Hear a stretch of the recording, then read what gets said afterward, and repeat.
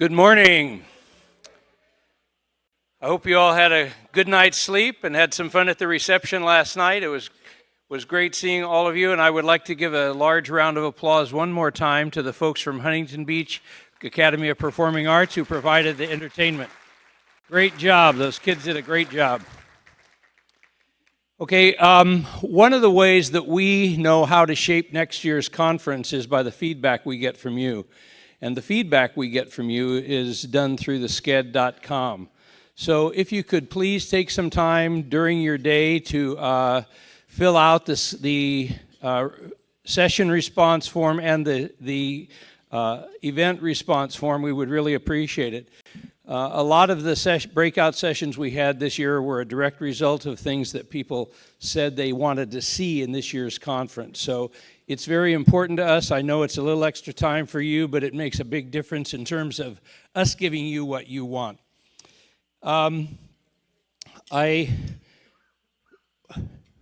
Putting something like this on is a huge endeavor, and I do one small part of it, but I wanted to take a moment this morning to thank those folks who have supported us in this work, not only this year, but some of them for the past 5 years.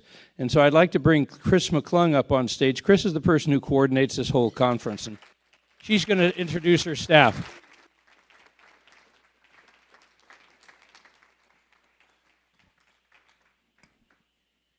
Yeah, it takes many hands. What's that thing called? Many hands for light work. I was going to say short work, but okay. So Jack and I sort of had the vision a few years ago, but there's no way it could be implemented with just Jack and myself. And Jack has this other job. I'm retired, so I can concentrate more. But anyway, it takes an enormous team, and I just want to thank all of the folks who do the bulk of the work. And so we have a whole registration team that, you know, they don't just sit there. They prepare. They do all this stuff. They pack it up. So Cindy Rose, Sheena Milligan, who also does all the bookkeeping, Margaret Wright, all of those folks at registration, just give them a pat on the back when you go by. Make them stand up. They're at a table over there. Yeah, you're at a table over there. You wouldn't come up? Stand up, for Pete's sake. What?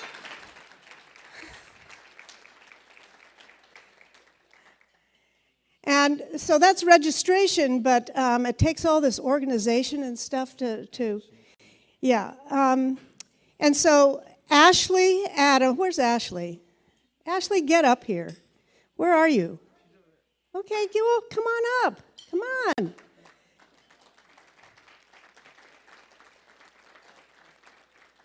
And we have the Allison Frenzel, who did enormous work among all of her 32,000 jobs this year. She stuck us up. In between them, where's Allison? She may be asleep in a corner. I don't know. Johanna Morrow, who is the director of Arcata. She does all of our graphic design, and oh my God, I get into so much trouble with trying to do any kind of technology, and she fixes it all. And we have a wonderful partnership with SDSU. Jay, get your body up here. Come on.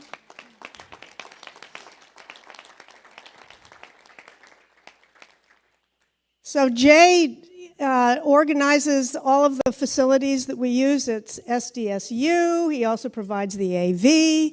I mean, oh my goodness.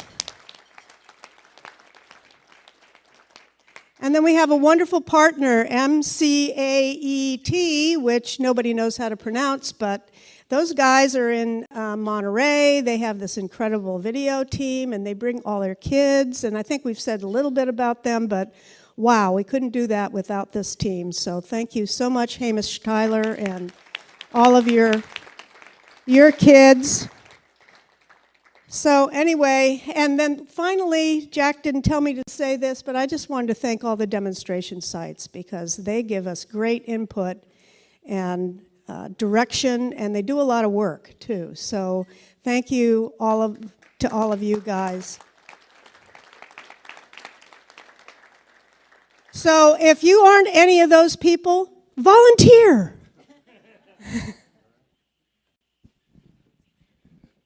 Okay, one more thank you before we get to this morning's keynote. 5 years ago when we started this conference, one of the things we talked about is how are we going to share the information outside of the folks who actually attend the conference. And there's a gentleman that I know who was part of the Arts, Media, and Entertainment Vision statewide for the 11 years that I've been at the department. And he's been a close friend and confidant.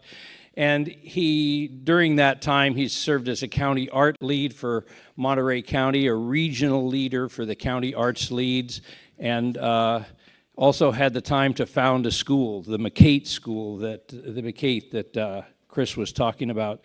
And so I'd like that person to come up on stage and all of us have a chance to recognize Hamish Tyler.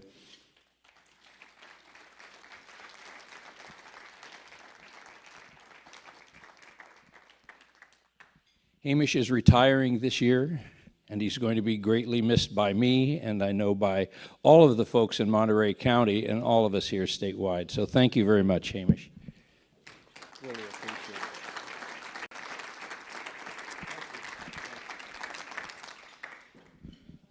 it. Okay, so this morning we have exciting stuff for you.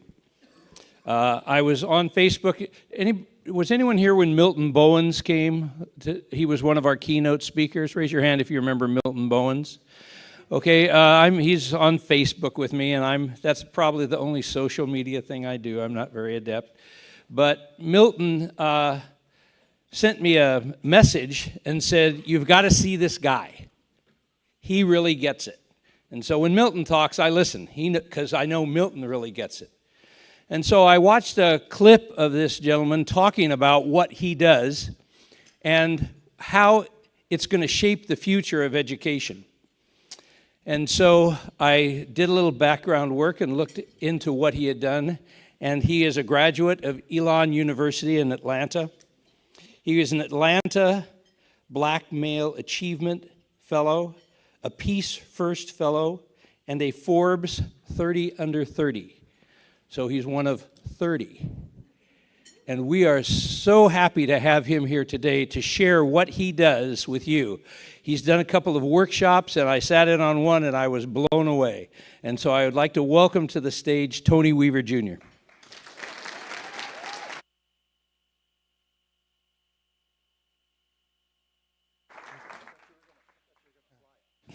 I like to usurp expectations. You know. Good morning. You know, whenever I hear introductions, it's great because when people talk about me, I always think to myself, oh, I did do that. That happened, huh? I actually took part in that thing. I actually left my clicker on the table. Can you pass me out real quick? Yes. Cool.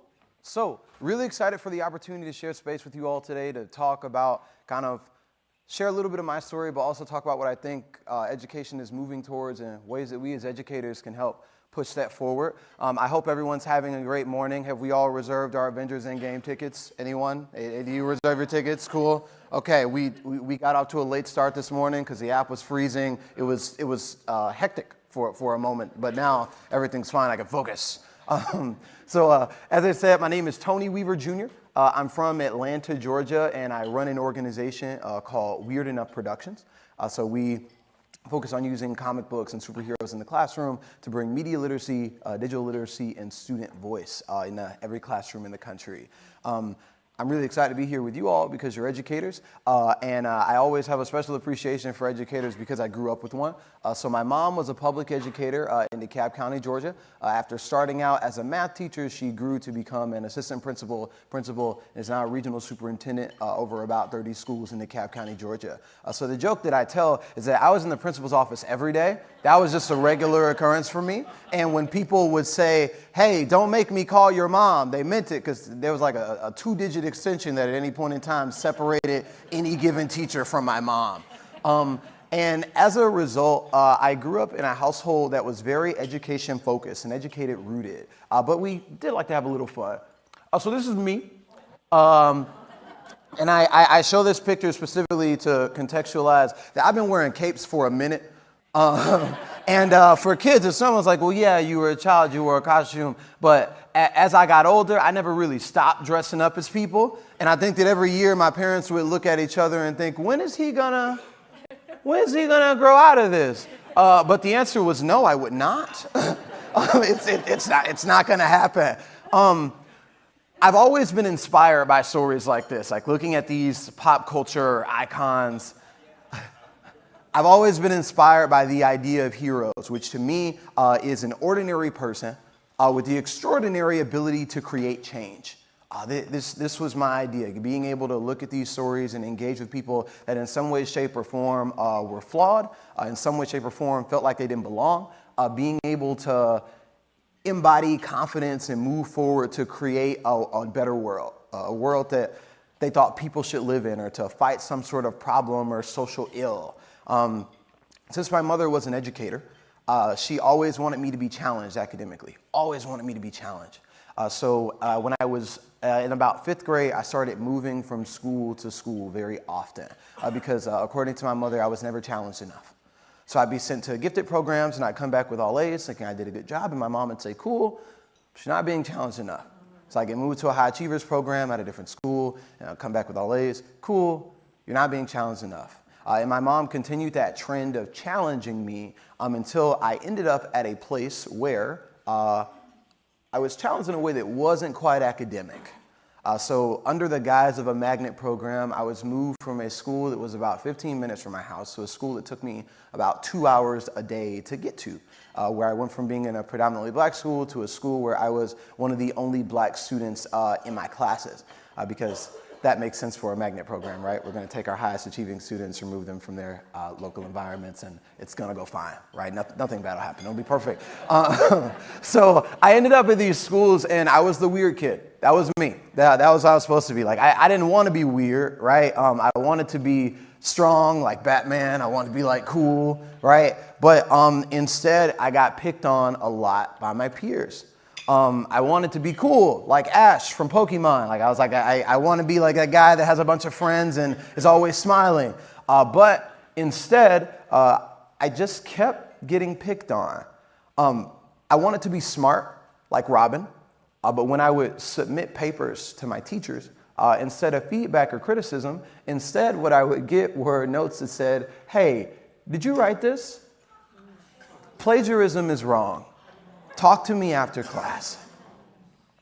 So even though I was brought to a school specifically due to academic prowess or aptitude, instead of feeling powerful, what I felt was powerless.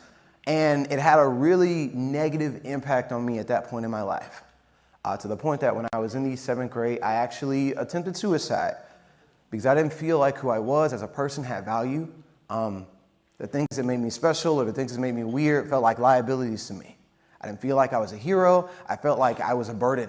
And it was really difficult for me to move past it, right?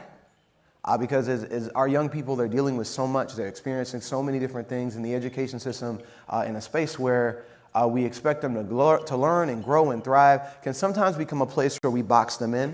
And those boxes can be suffocating sometimes.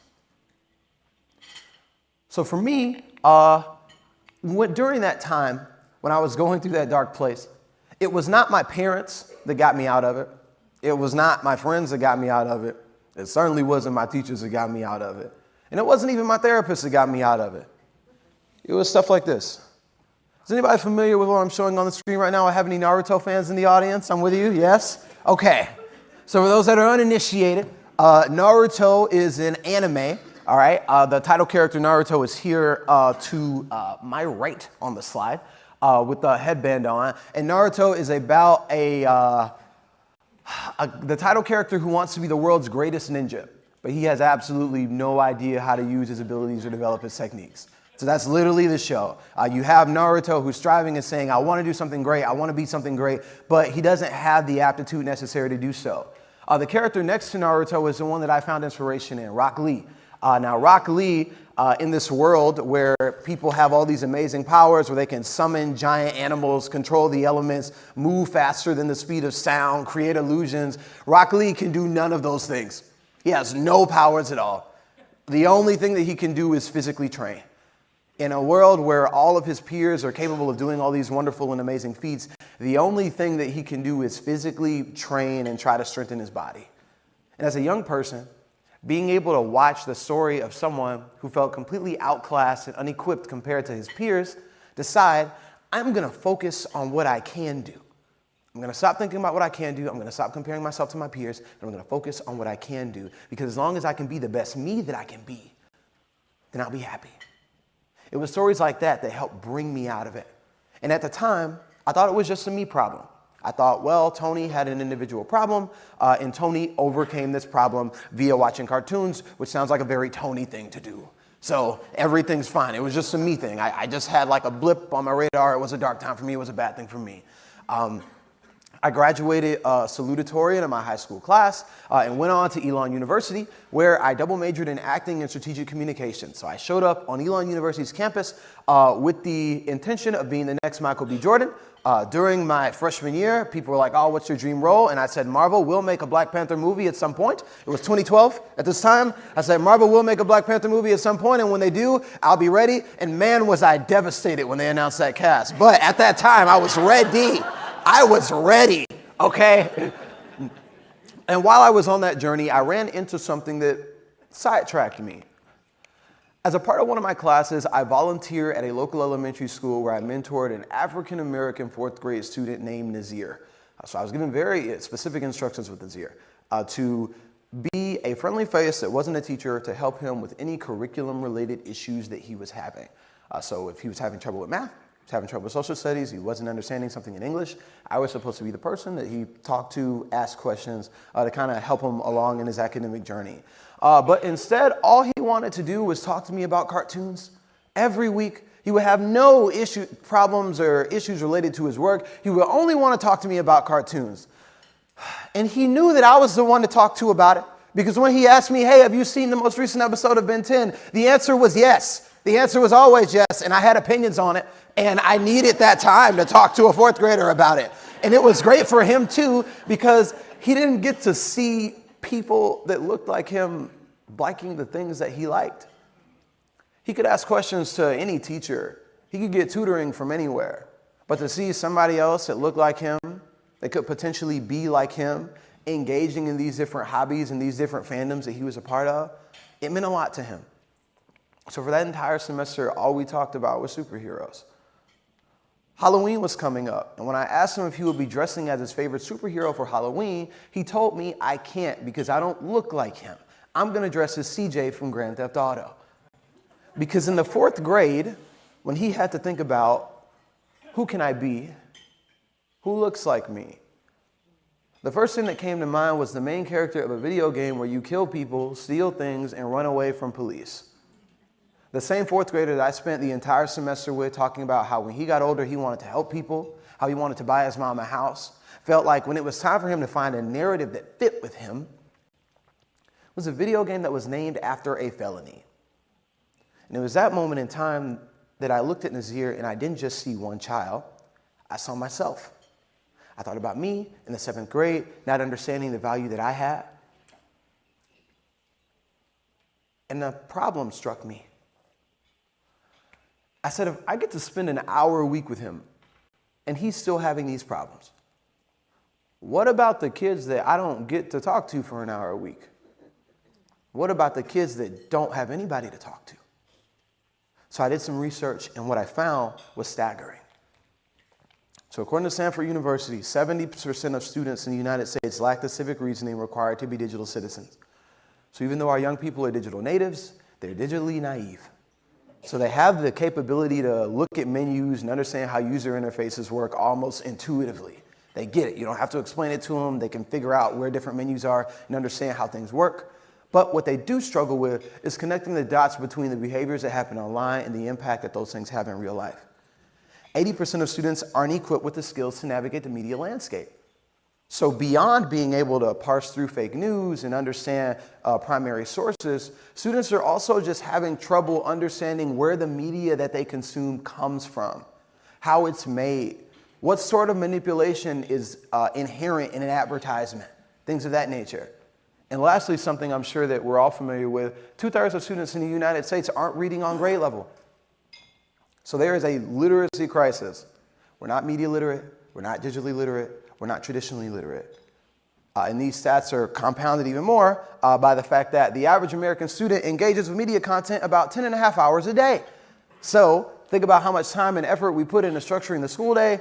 Students are engaging with media that we know to be manipulative, discriminatory, and depending on who you're looking at, absolutely false. And we're not giving them the parameters and thought process necessary to parse through these things. 95% of American households have at least one television.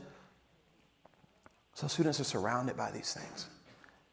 And that can be really scary because all of us can think of a time when media was used for evil. We can think of a time where this large machine and infrastructure that seemed to grow and dwarf our society has been used to create negativity at scale. But when I look at those numbers, I see an opportunity. Because even though we know what happens when media is used for bad, something amazing happens when it's used for good. So sure, I wasn't in it, right? So it wasn't as good as it could have been, right? Because I wasn't in it. But Black Panther brought in over $1 billion worldwide in the box office. It broke records. It had amazing representation. But the thing about Black Panther that made it amazing was not just the movie, it's what the community did with the movie afterwards. It's Wakanda-themed community events and gatherings. Lesson plans that use Black Panther as a jumping off point for STEM, engineering, and development. Black Panther not only brought representation to the mainstream, it also allowed people to create representation for themselves. People all around the world were able to unite under the phrase Wakanda Forever. And that's something that only media can do. We saw it when Steven Universe put a queer couple on children's primetime television and let young people around the world know that they are no less valid because of who they love. There are so many people that after watching Steven Universe have been able to come out and say, I'm okay. And I know that I'm okay now. I know that it's good to be me now. I know that there are people like me out there because media has that sort of power. We saw it when Lin-Manuel Miranda said, I am not throwing away my shot. And Hamilton sparked a wave of diversity that spread across the theater community, starting a completely different discussion about what it means to be a hero, who can embody these roles, and what theater can look like for people. When media is used for negative purposes, things can be really bad. But if we leverage that power for something positive, we can create something that the world has never seen before. And it's with that in mind that I got this idea. Content plus curricula equals conquer. If we can take positive, diverse media content and partner it with targeted curricula that addresses the needs our education system has right now, not only can we conquer media representation, we can conquer education inequity. This morning, it took me half an hour to get through a loading screen to get movie tickets.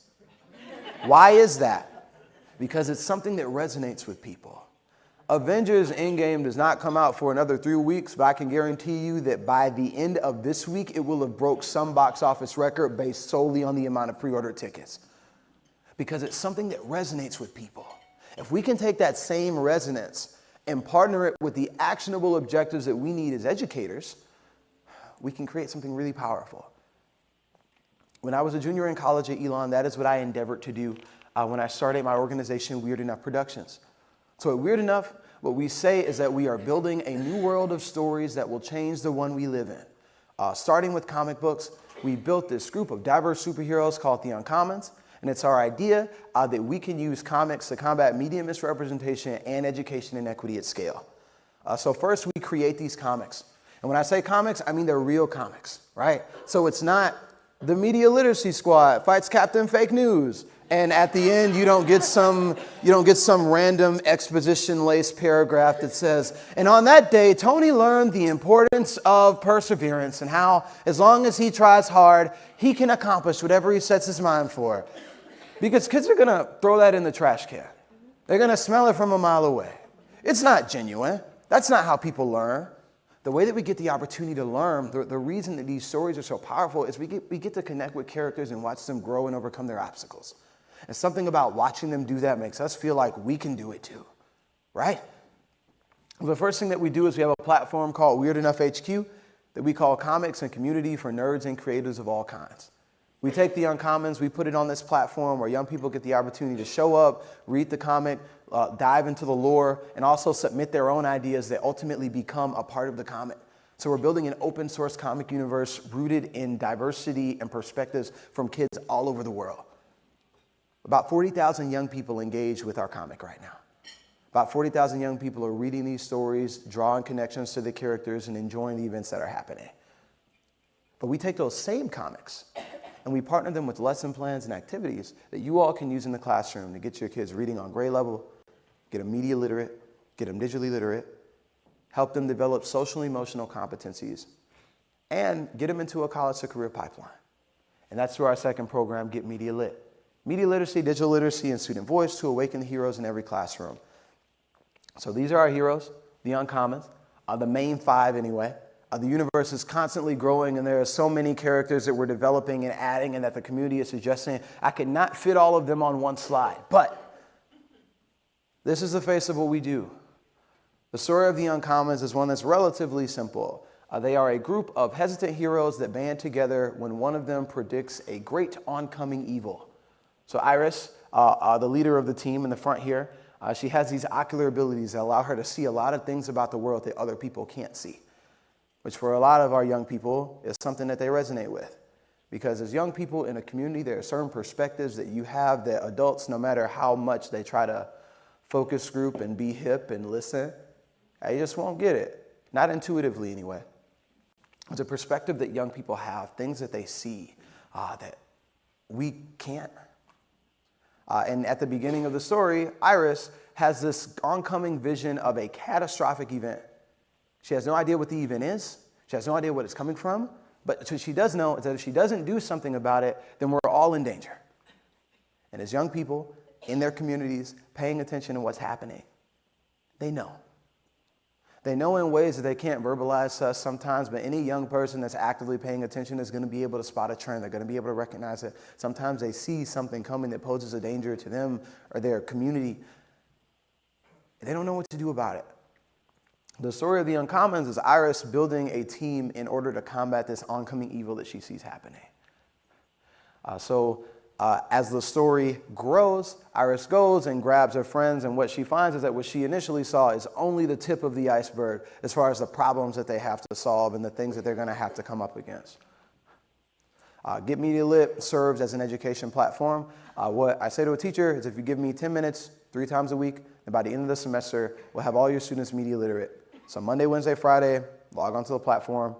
First 10 minutes of class, you'll find a lesson plan, partner with a comic, linked to one of these kind of 3 subject areas, and that'll be attached to an activity that you can grab and use. 10 minutes is a minimum amount of time that's required. We've had some teachers that use it for up to 30 to 45 minutes. The lessons are also stackable. They're really flexible, and you as teachers have the opportunity to use them in very versatile ways. The LIT in Get Media Lit is an acronym for Learn, Inquire, Transform. And I'd also like to use learn, inquire, and transform as the steps that I think are necessary for the future of education. What we need our students to do is first learn, then we need to teach them how to inquire, and based on that, they can create transformation that we can only imagine. So for us in Learn, we teach students about what media is and where it comes from. What are the 7 major forms of media? Where did these methods emerge from? What are the rules that are kind of associated with them? What are the financial models of them? Where they come from, right? But we also teach students about how media uses messaging to communicate different things. So this is an example of one of our comics, Vision. The world is full of things to see, but don't lose sight of yourself, because those that see their value are the ones with vision. There's a message there inherent, right, that we want young people to embody, this idea that the way that they see themselves is more important than what anybody else can put on them. But as a teacher, there's a lesson plan that allows you to go a little bit deeper.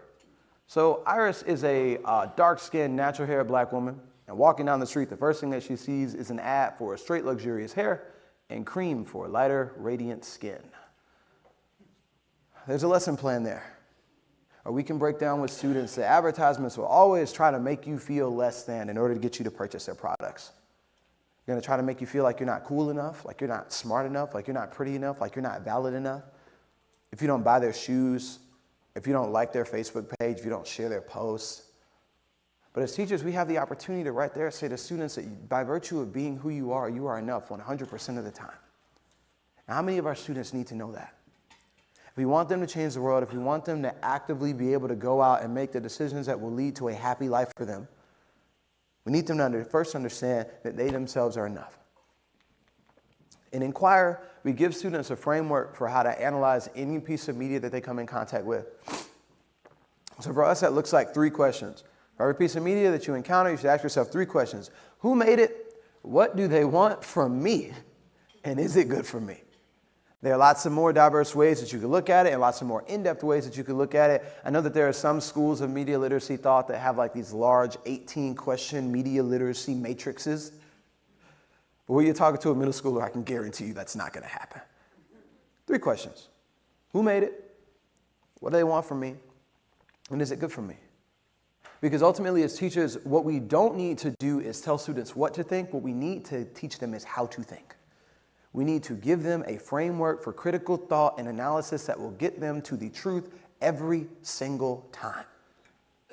And something like that is really hard to develop because of the different ways that technology is becoming more sophisticated, the different ways that things can be faked and manipulated.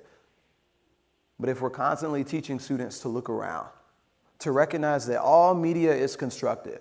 We're in California here, so I don't have to preach this, but media is expensive. This stuff costs money, okay? Films are very expensive to make. Commercials are very expensive to make. One 30-second commercial could cost the average corporate America employee's yearly salary for one 30-second commercial. What we tell students is, you don't think they're doing all that stuff because they're friends with you, do you? You don't think they're putting all that effort in and making all that stuff just so you'll smile and keep scrolling, right? They want something from you. And if you can be able to think through what that thing is, that puts you in a position where you're powerful. Because you understand, here's the action that I know you want me to take, and here are the different visual cues that you are trying to use to push me there.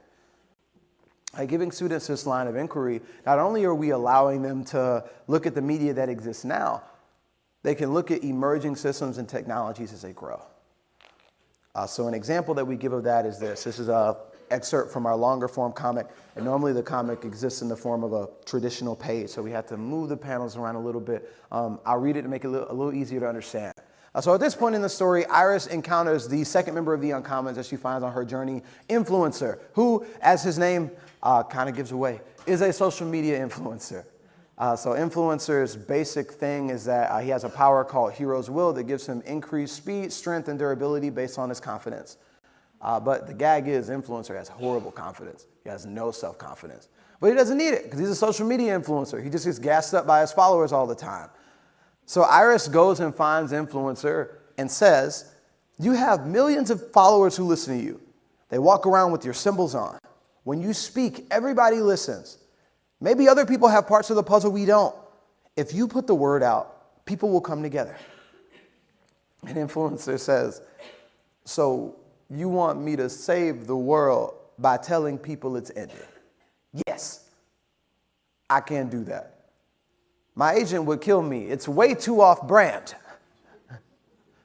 Iris says, you save people.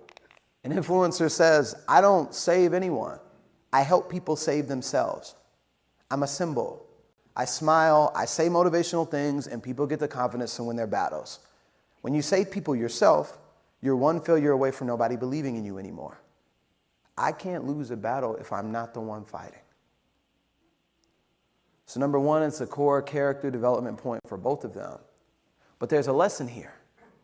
If we look at these comics and we look at these stories and offer the same amount of critical thought and looking for meaning as we do the traditional text that we teach, we'll be able to find things. So number one, there's commentary here about how artificial these influencers and idols that we follow online have the ability of being, where the literal world will be in danger and one of them will refuse to say anything about it because it is not in line with their brand. How many social injustices are happening that people refuse to speak out on because it won't perform well with my target audience? But in addition to that, it brings conversation, it encourages students to inquire and analyze these sorts of platforms that we give people. So earlier this year, we dealt with the government shutdown that lasted for a bit. And for a significant portion of that, there were a lot of people that just weren't talking about it. They weren't thinking about it. But since we live in D.C., we kind of got to see things firsthand. But for us, things took a turn for some weird reason when Cardi B got on Twitter and posted a video talking about the government shutdown. Suddenly, a bunch of people that weren't even thinking about the government shutdown were now talking about the government shutdown because Cardi B said something about it. And there's a lesson to be analyzed there. Is it good that Cardi B is using her platform to get people engaged in current events? Or should we consider why we need someone like Cardi B to say something for us to be paying attention to what's happening in our own country? And students get the opportunity to discuss that, right? Having the opportunity to bring that into the classroom and have students draw these correlations. You may have a student that is a diehard Kylie Jenner fan that has never really thought about why. Why am I so into this person? Why do I support this person so much? Why am I so focused on these lip kits? Is it because I'm that focused on Kylie Jenner? Or is it because the image that she projects is something that I wish people saw when they look at me? So if I try to be like her, maybe people look at me and treat me the same way. Giving students a chance to have those conversations early. Let's them build the self-esteem and critical thinking that's necessary for them to step outside of those stereotypes and embody the agency and independent happiness that we want all of them to develop. Lastly, transform. It's the most important part for me. So at the beginning of this, I talked about how transformative media was for me, and I think that we all have a story like that. If I were to ask you to think of one piece of media that changed your life, whether it was a movie, a book, an album, everybody has something that they engage with that they can literally categorize their life by saying, there was my life before this, and then after this, everything changed. One show that means a lot to me, Avatar: The Last Airbender, everything changed when the Fire Nation attacked. Everything changed. After teaching students about what media is and where it comes from and the different ways that it's used to influence people, we encourage them to use those powers for good. What does it look like for young people that have an understanding of how the media landscape works to leverage that as a tool for social change in their communities? So this is an example of one of the other comics on the platform, Fight. And it says, we all have battles to fight, but not everyone's battles are the same. Whatever your battle is, fight hard. And we mean that. We want students to be able to look around in their communities, recognize what needs to be changed, and use media as a way to impact that. So we have a partnership with an organization called the Peace First Foundation. Is anyone familiar? Oh, good. I get to spread the gospel. This is great. So the Peace First Foundation means a lot to me because they came and grabbed me when I was 19 years old and said, hey, we think you can do something pretty amazing, and we want to help you do that. The Peace First Foundation is a nonprofit organization that is focused explicitly on helping young people under the age of 25 succeed. So the way that Peace First does that is that for any young person that is under the age of 25, Peace First offers financial and mentorship support for them to create social impact projects. The partnership that we have with Peace First now says that for every classroom that is using our program, Peace First will step up and give that classroom a $250 mini grant to pursue a media change project, no questions asked. They don't need receipts. They don't need impact reports. All the students need is a faculty or adult mentor, or a faculty or adult facilitator, advisor that they can ask questions to. That'll be their point person. And Peace First goes, cool. Go for it and pursue the idea that you want to pursue. If you try it and it goes well, great. We'll give you more opportunities to raise funding of up to $50,000 for your idea. If it doesn't go well, cool. We learned something. Let's try something else. When we say that we want young people to transform, what that looks like for us is them using the knowledge that we give them in order to impact their communities in a positive way. So we've worked with about 6,000 students across the country. Our program is being used in schools in 13 states.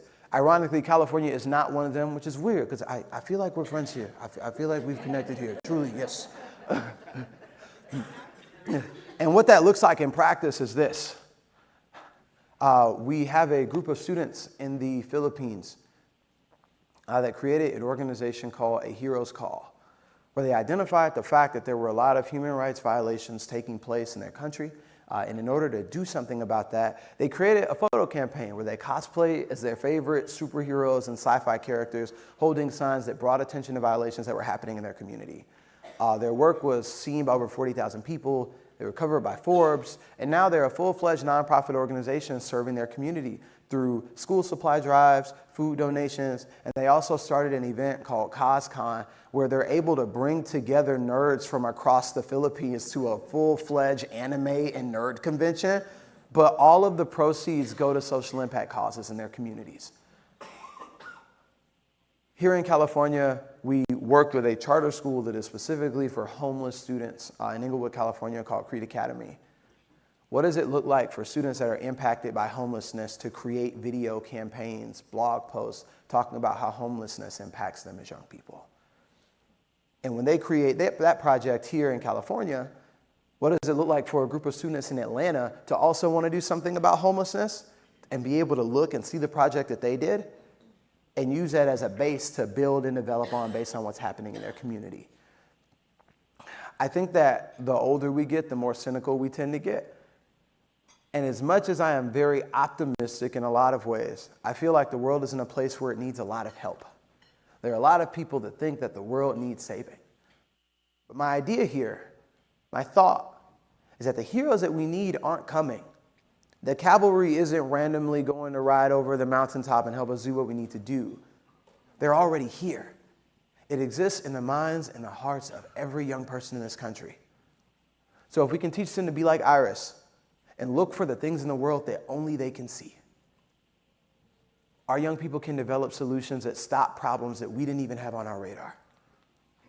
If we can teach them to be like Echo and listen and pay attention to the world around them, they'll be able to pick up the different competencies that are necessary to find success, whether that means a college degree in a traditional job, whether it means a trade or a vocational role, whether it means stepping out on faith and deciding to do something with their art and being able to develop a plan to sustainably do that. We can teach them to be like Sage and use technology to their advantage. When I was younger, everyone told me to get off of social media. Everyone was like, put social media down, put social media down. But now there are people getting paid six figures just to be on social media all the time, just to pay attention to algorithms, just to look at what's going to get shared, just to figure out what the key post times are, just to develop strategies that are going to get things seen. If instead of teaching kids technology through prohibition, we instead taught them these skills that you're developing and this instinct that you have is something that is actually a marketable and highly valued skill, they'll be able to create something that'll stop us from having all of these hoaxes and challenges that put people in bodily danger. If we can teach them to be like Influencer and understand that even though what other people think of you may have an impact on the way you feel, the way that you feel about yourself is always going to be the place where you get your power. And lastly, we can teach them to be like Chikara and understand that no matter how much media there is around, you have the power to control how these things affect you. That you have the power and agency to determine how you want to live your life. Even though the world is full of all of these influences, if we focus and we plan, we have the capability to do something better. We have the capability to make an impact and create the world that we want to see one deliberate step at a time. So that when I'm in New York and a middle school student asks me, hey, do you think I should join the military or get a job at McDonald's because I'm not smart enough to go to college? He'll understand that he's capable of being so much more. But when a fourth grader says to me, I want to be CJ from Grand Theft Auto, I can't be my favorite hero because I don't look like him. He'll understand that the hero that he needs is already in here. Or when a 7th grader looks in the mirror and doesn't like what he sees and doesn't want to be here anymore, he'll know that the things that make him weird is his superpower. With the Uncommons, we want to let young people around the world know that as long as they pursue their personal truth, they're never too weird. They're just weird enough. Thank you.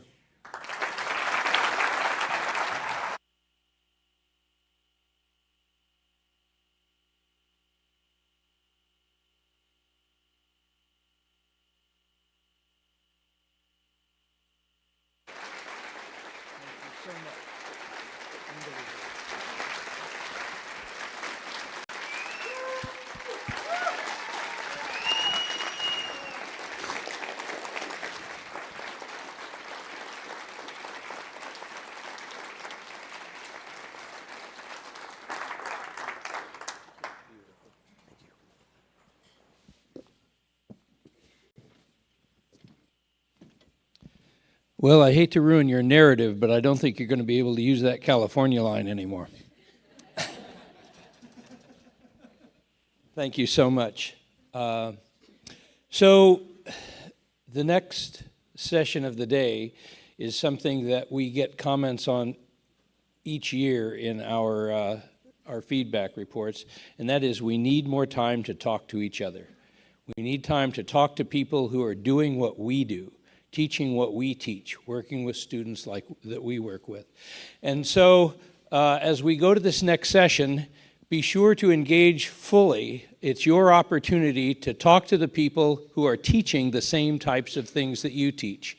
And there may be industry folks in that room that you can call on for information, but it really is your time to share those things that are important to you, those amazing lessons that you're doing, those challenges that you're facing, and work towards some resolution. So enjoy the rest of your day, and one more hand for Tony Weaver Jr.